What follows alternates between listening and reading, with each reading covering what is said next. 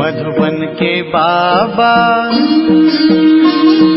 मधुबन के बाबा मुरली वाले, आपका क्या कहना, आपका क्या कहना। ओम शांति। आज 16 जनवरी 2023 के साकार मधुर महावाक्य हैं। आज मीठे मीठे बाप दादा बोले, मीठे बच्चे, जितना जितना दूसरों को ज्ञान सुनाएंगे उतना तुम्हारी बुद्धि में ज्ञान रिफाइन होता जाएगा, इसलिए सर्विस जरूर करनी है। बाबा ने कहा, मीठे बच्चे, जितना जितना दूसरों को ज्ञान सुनाएंगे उतना तुम्हारी बुद्धि में ज्ञान रिफाइन होता जाएगा, इसलिए सर्विस जरूर करनी है। बाबा ने आज प्रश्न पूछा कि बाप के पास 2 प्रकार के बच्चे कौन से हैं, उन दोनों में अंतर क्या है। और उत्तर में बाबा समझाते कि बाबा के पास एक है लगे यानी सौतेले बच्चे और दूसरे हैं सगे मातेले बच्चे। लगे बच्चे मुख से सिर्फ लेकिन श्रीमत पर पूरा नहीं चल सकते, पूरा पूरा बलिहार नहीं जाते। सगे बच्चे तो तन मन धन से पूर्ण समर्पण अर्थात ट्रस्टी होते हैं, कदम कदम श्रीमत पर चलते हैं। लगे बच्चे सेवा न करने के कारण चलते चलते गिर पड़ते हैं, संशय आ जाता है। सगे बच्चे पूरा निश्चय बुद्धि होते हैं। मुरली का गीत है, बचपन के दिन भुला न देना। ओम शांति। बाप बच्चों को समझाते हैं। कौन सा बाप? वास्तव में दोनों बाप हैं, एक रूहानी जिसको जिस्मानी जिसको दादा कहा जाता। यह तो सभी सेंटर्स के बच्चे जानते हैं कि हम बाप दादा के बच्चे हैं। रूहानी बाप शिव है, वह है सभी आत्माओं का बाप, और ब्रह्मा दादा है सारे मनुष्य सिजरे का हेड। उनके तुम आकर बच्चे बने हो, उनमें भी कोई तो पक्के सगे हैं, फिर कोई लगे भी हैं। मम्मा बाबा तो दोनों ही कहते हैं, परंतु लगे बलि नहीं चढ़ सकते। बलि न चढ़ने वालों को इतनी ताकत नहीं मिल सकती, अर्थात अपने बाप को तन मन धन का ट्रस्टी नहीं बना सकते। श्रेष्ठ बनने के लिए उनकी श्रीमत पर नहीं चल सकते। सगे बच्चों को सूक्ष्म मदद मिलती है, परंतु वह भी बहुत थोड़े हैं। भल सगे भी हैं, परंतु उनको भी अभी पक्के नहीं कहेंगे जब तक रिजल्ट नहीं निकली है। भल यहाँ रहते भी हैं, बहुत अच्छे हैं, सर्विस भी करते हैं, फिर गिर भी पड़ते हैं। यह है सारी बुद्धि योग की बात। बाबा को भूलना नहीं है। बाबा इस भारत को बच्चों की मदद से स्वर्ग बनाते हैं। गाया हुआ भी है कि शिव शक्ति से ना हर एक को अपने से बात करनी है। बरोबर हम शिव बाबा के एडॉप्टेड चिल्ड्रन हैं। बाप से हम स्वर्ग का वर्षा पा रहे हैं। द्वापर से लेकर हमने जो लौकिक बाप का वर्षा पाया है वह नरक का ही पाया है। दुखी होते आए हैं। भक्ति मार्ग में तो है ही अंधश्रद्धा। जब से भक्ति शुरू हुई है तब से जो जो वर्ष बीता हम नीचे उतरते आए। भक्ति भी पहले अव्यभिचारी थी, एक की पूजा करते थे, उसके बदले अब अनेकों की पूजा करते आए हैं। अब ये सब बातें ऋषि मुनि साधु संत आदि नहीं जानते कि भक्ति कब शुरू होती है। शास्त्रों में भी है कि ब्रह्मा का दिन और ब्रह्मा की रात। भल ब्रह्मा सरस्वती ही लक्ष्मी नारायण बनते हैं, परंतु नाम ब्रह्मा का दिया है। ब्रह्मा के साथ बच्चे भी बहुत हैं। लक्ष्मी नारायण के बच्चे तो बहुत नहीं होंगे। प्रजापिता भी उनको नहीं कहेंगे। अब नई प्रजा बन रही है। नई प्रजा होती ही है ब्राह्मणों की। ब्राह्मण ही अपने को ईश्वरीय संतान समझते हैं। देवता तो नहीं समझेंगे, उनको चक्र का ही पता नहीं। अभी तुम जानते हो कि हम शिव बाबा के बच्चे बने हैं। उन्होंने ही हमें 84 का चक्र समझाया है। उनकी मदद से हम भारत को फिर से दैवी पावन राजस्थान बना रहे हैं। ये बड़ी समझ की बात है।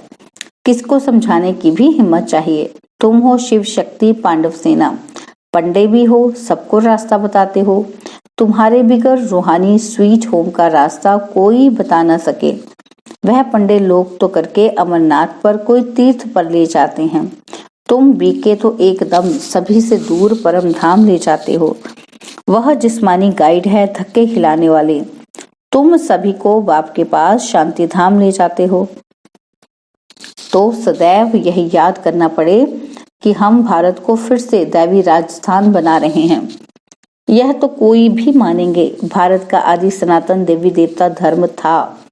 भारत सतयुग में बेहद का दैवी पावन राजस्थान था, फिर पावन क्षत्रिय राजस्थान बना, फिर माया की प्रवेशता होने से आसुरी राजस्थान बन जाता है।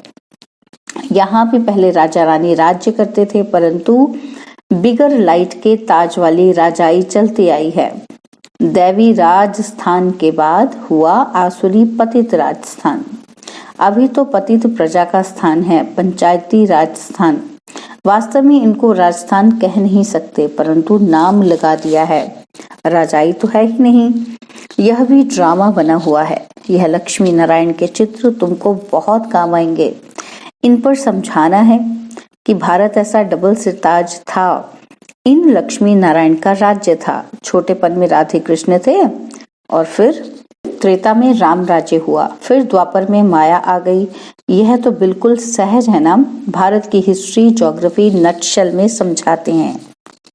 द्वापर में ही फिर पावन राजा रानी लक्ष्मी नारायण के मंदिर बने। देवताएं स्वयं तो वाम मार्ग में चले गए, पतित होने लग पड़े। फिर जो पावन देवताएं होकर गए हैं उनके मंदिर बनाकर पूजा शुरू की। पतित ही पावन को माथा टेकते हैं। जब तक ब्रिटिश गवर्नमेंट का राज्य था तो राजा रानी थे। जमींदार भी राजा रानी का लकब यानी टाइटल ले लेते थे। इससे उनका दरबार में मान होता था। अभी तो कोई राजा नहीं है। पीछे जब आपस में लड़े हैं तब मुसलमान आदि आए हैं। अभी तुम बच्चे जानते हो, फिर से कलयुग का अंत आ गया है। विनाश सामने खड़ा है। बाप फिर से राजयोग सिखला रहे हैं। कैसे स्थापना होती है सो तो तुम जानते हो। फिर यह हिस्ट्री ज्योग्राफी मिट जाती है। फिर भक्ति में वो लोग अपनी गीता बना देते हैं, उसमें बहुत फर्क पड़ जाता है। भक्ति के लिए उनको देवी देवता धर्म का पुस्तक जरूर चाहिए। सो ड्रामा अनुसार गीता बना दी है। ऐसे नहीं कि भक्ति मार्ग की उस गीता से कोई राजाई स्थापन करेंगे व नर से नारायण बनेंगे, बिल्कुल नहीं। अब बाप समझाते हैं, तुम हो गुप्त सेना, बाबा भी गुप्त है, तुमको भी गुप्त योग बल से राजाई प्राप्त करा रहे हैं। बाहुबल से हद की राजाई मिलती है, योग बल से बेहद की राजाई मिलती है। तुम बच्चों को दिल अंदर यह निश्चय है कि हम अभी भारत को वही दैवी राजस्थान बना रहे हैं। जो मेहनत करता है उसकी मेहनत छिपी नहीं रह सकती, विनाश तो होना ही है। गीता में भी ये बात है। पूछते हैं इस समय की मेहनत अनुसार हमको भविष्य में क्या पद मिलेगा।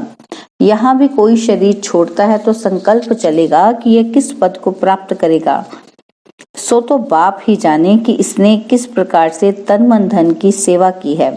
यह बच्चे नहीं जान सकते, बाप दादा जाने। बताया भी जा सकता है, इस प्रकार की सेवा तुमने की है। ज्ञान उठाया या नहीं, परंतु मदद तो बहुत की है। जैसे मनुष्य दान करते हैं तो समझते हैं कि संस्था बहुत अच्छी है, अच्छा कार्य कर रही है, परंतु मेरे में पावन रहने की ताकत नहीं। मैं यज्ञ को मदद करता हूँ तो उसका भी रिटर्न उनको मिल जाता है। जैसे मनुष्य कॉलेज बनाते हैं, हॉस्पिटल बनाते हैं औरों के लिए, ऐसे नहीं कहेंगे कि मैं बीमार पड़ूं तो हॉस्पिटल में जाऊं। जो कुछ बनाते हैं दूसरों के लिए तो उसका फल भी मिलता है, उसको दान कहा जाता है। यहाँ फिर क्या होता है, आशीर्वाद देते हैं, तुम्हारा लोक परलोक सुहेला हो जाओ, सुखी हो लोक और परलोक। सो तो इस संगम युग की बात है। यह है मृत्यु लोक का जन्म और अमर लोक का जन्म, दोनों सफल हों। बरोबर तुम्हारा अभी यह जन्म सफल हो रहा है। फिर कोई तन से, कोई मन से, कोई धन से सेवा करते हैं। बहुत हैं जो ज्ञान नहीं उठा सकते, कहते हैं बाबा हमारे में हिम्मत नहीं है, बाकी मदद कर सकते हैं। तो बाप बताएंगे कि तुम इतना धनवान बन सकते हो, कोई भी बात हो तो पूछ सकते हो। फॉलो फादर करना है तो पूछना भी उनसे है। इस हालत में हम क्या करें। श्रीमत देने वाला बाप बैठा है, उनसे पूछना है, छिपाना नहीं है, नहीं तो बीमारी बढ़ जाएगी। कदम कदम श्रीमत पर ना चला तो रोला पड़ जाएगा। बाबा कोई दूर थोड़ी है, सम्मुख आकर पूछना चाहिए। ऐसे बाप दादा के पास घड़ी घड़ी आना चाहिए। वास्तव में ऐसे मोस्ट बिलवेड बाप के साथ तो इकट्ठा रहना चाहिए। साजन को चटक जाना चाहिए। वह है जिस्मानी और यह है रूहानी। इसमें चटकने की बात नहीं। यहाँ सबको बिठा नहीं देते। ये ऐसी चीज है, बस सामने बैठे ही रहें, सुनते ही रहें, उनकी मत पर चलते ही रहें। परंतु बाबा कहेंगे यहाँ बैठ नहीं जाना है, गंगा नदी बनो, जाओ सर्विस पर। बच्चों का लव ऐसा होना चाहिए जैसे मस्ताना होता है, परंतु फिर सर्विस भी तो करनी है। निश्चय बुद्धि तो एकदम लटक पड़ते हैं। बच्चे लिखते हैं फलाना बहुत अच्छा निश्चय बुद्धि है। मैं लिखता हूँ कुछ भी नहीं समझा है। अगर निश्चय बुद्धि है कि स्वर्ग का मालिक बनाने वाला बाप आया है तो एक सेकंड भी मिलने बगैर रह ना सके। बहुत ही बच्चियां हैं जो तड़पती हैं, फिर घर बैठे उनको साक्षात्कार होते हैं ब्रह्मा और कृष्ण का। निश्चय हो कि बाप परमधाम से हमें राजधानी देने आए हैं तो फिर आकर बाबा से मिले। ऐसे भी आते हैं, फिर समझाया जाता है कि ज्ञान गंगा बनो, प्रजा तो बहुत चाहिए, राजधानी स्थापन हो रही है। यह चित्र समझाने के लिए बहुत अच्छा है। तुम किसी को भी कह सकते हो कि हम फिर से राजधानी स्थापन कर रहे हैं। विनाश भी सामने खड़ा है। बनने से पहले बाप को वर्षा लेना है। सभी चाहते हैं वन ऑलमाइटी गवर्नमेंट हो। सब मिलकर एक थोड़ी बन सकते हैं। एक राज्य था जरूर जिसका गायन भी है। सत्यु का नाम बहुत बाला है। फिर से उसकी स्थापना हो रही है। कोई इन बातों को झट मानेंगे, कोई नहीं मानेंगे। 5000 वर्ष पहले लक्ष्मी नारायण का राज्य था, फिर इन राजाओं का राज्य हो गया। राजाएं भी अब पतित हो गए हैं। अब फिर पावन लक्ष्मी नारायण का राज्य होगा। तुम्हारे लिए तो समझाना बहुत ही सहज है। हम दैवी राजधानी स्थापन कर रहे हैं, शिव बाबा की श्रीमत से और उनकी मदद से। शिव बाबा से शक्ति भी मिलती है कि नशा रहना चाहिए। तुम वॉरियर्स हो, मंदिरों में भी तुम जाकर समझा सकते हो, तो स्वर्ग की स्थापना जरूर रचयिता द्वारा ही होगी ना। तुम जानते हो बेहद का बाप एक है। तुम्हारे सम्मुख तुमको ज्ञान श्रृंगार कर रहे हैं, राजयोग सिखला रहे हैं। वो गीता सुनाने वाले कभी राजयोग सिखला ना सकें। यह अभी तुम बच्चों की बुद्धि में नशा चढ़ाया जाता है। बाबा आया है स्वर्ग की स्थापना करने। स्वर्ग में है ही पावन राज स्थान। मनुष्य तो लक्ष्मी नारायण के राज्य को ही भूल गए हैं। अब बाप सम्मुख बैठ समझाते हैं। तुम कोई भी गीता पाठशाला आदि में चले जाओ, सारी हिस्ट्री, ज्योग्राफी अथवा 84 जन्मों का समाचार कोई सुना न सके। लक्ष्मी नारायण के चित्र साथ राधे कृष्ण का भी हो तो समझाने में सहज होगा। ये है करेक्ट चित्र। लिखत भी उनकी अच्छी हो। तुम्हारी बुद्धि में सारा चक्र याद है, साथ में चक्र को समझाने वाला भी याद है। बाकी निरंतर याद के अभ्यास में मेहनत बहुत है। निरंतर याद ऐसी पक्की हो जो अंत में कोई किचड़ पट्टी याद ना आए। बाप को कभी भूलना नहीं है। छोटे बच्चे बाप को बहुत याद करते हैं और फिर बच्चा बड़ा होता है तो धन को याद करते हैं। तुमको भी धन मिलता है जो अच्छी रीति धारण कर फिर दान करना चाहिए। पूरा फिलैंथ्रोपिस्ट बनना है, अर्थात परोपकारी बनना है। मैं सम्मुख आकर राजयोग सिखाता हूँ। वह गीता तो जन्म जन्मांतर पढ़ी, कुछ भी प्राप्ति नहीं हुई। यहाँ तो तुमको नर से नारायण बनाने के लिए शिक्षा दे रहा हूँ। वह है भक्ति मार्ग। यहाँ भी कोटों में कोई निकलेगा जो तुम्हारे दैवी घराने का होगा। फिर ब्राह्मण बनने जरूर आएंगे। फिर चाहे राजा रानी बने चाहे प्रजा, उसमें भी कई तो सुनंती कथंती भगंती हो जाते हैं। जो बच्चा बनकर फिर फारकती देते हैं उन पर बहुत बड़ा दंड है, कड़ी सजा है। इस समय ऐसा कोई कह नहीं सकता कि हम निरंतर याद करते हैं। अगर कोई कहे तो चार्ट लिखकर भेजे तो बाबा साहब समझ जाएंगे। भारत की सेवा में तन मन धन लगा रहे हैं। लक्ष्मी नारायण का चित्र हमेशा पॉकेट में पड़ा हो। बच्चों को बहुत नशा होना चाहिए। सोशल वर्कर्स तुम्हारे से पूछते हैं कि तुम भारत की क्या सेवा कर रहे हो। बोलो हम अपने तन मन धन से भारत को दैवी राजस्थान बना रहे हैं। ऐसी सेवा और कोई कर नहीं सकता। तुम जितनी सर्विस करेंगे उतनी बुद्धि रिफाइन होती जाएगी। ऐसे भी बहुत बच्चे हैं जो ठीक रीति नहीं समझा सकते, तो नाम बदनाम होता है। कोई कोई में क्रोध का भूत भी है, तो यह भी डिस्ट्रक्टिव काम किया ना। उनको कहेंगे तुम अपना मुंह तो देखो, तुम लक्ष्मी या नारायण को बनने लायक बने हो। ऐसे जो आबरू गंवाने वाले बच्चे हैं वे क्या पद पाएंगे? वे प्यादों की लाइन में आ जाते हैं। तुम भी सेना हो ना। अच्छा, मीठे मीठे सिकिलदे बच्चों प्रति माता पिता बाप दादा का याद प्यार और गुड मॉर्निंग। रूहानी बाप की रूहानी बच्चों को नमस्ते। हम रूहानी बच्चों की रूहानी बाप दादाजी को दिलवा जान सिकवा प्रेम से नमस्ते। ओम शांति। प्यारे बाबा, मीठे बाबा, मेरे बाबा, शुक्रिया बाबा, शुक्रिया बाबा, शुक्रिया बाबा। धारणा के लिए मुख्य सार है। पहला पॉइंट, अविनाशी ज्ञान रत्नों का महादानी बनना है। तन मन धन से भारत को स्वर्ग बनाने की सेवा करनी है। सेकंड पॉइंट है, कोई भी डिस्ट्रक्टिव कार्य नहीं करना है।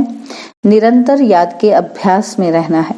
बाबा ने वरदान दिया, एक रस और निरंतर खुशी की अनुभूति द्वारा नंबर 1 लेने वाले अखुट खजाने से संपन्न भव। एक रस और निरंतर खुशी की अनुभूति द्वारा नंबर 1 लेने वाले अखुट खजाने से संपन्न भव।